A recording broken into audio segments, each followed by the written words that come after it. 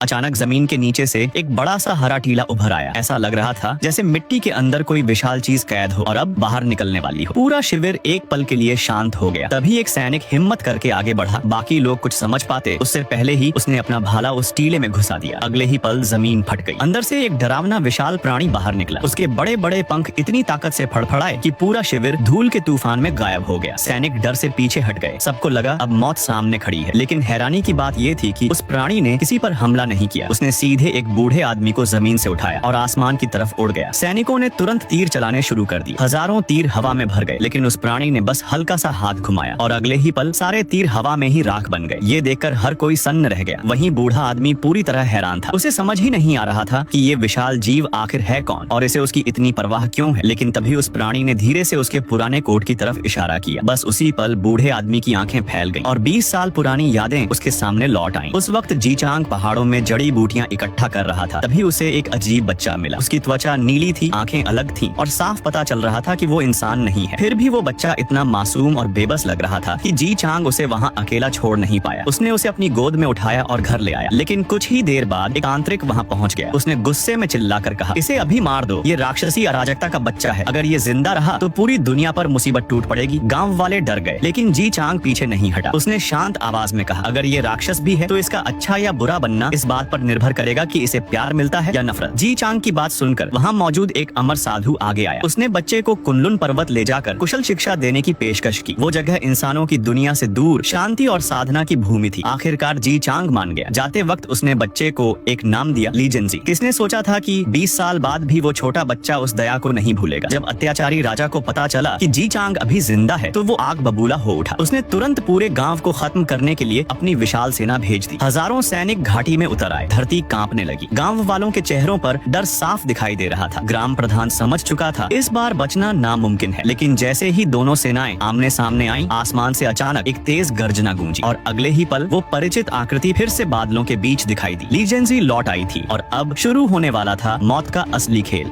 आगे देखने के लिए वीडियो को लाइक करें, चैनल को सब्सक्राइब करें।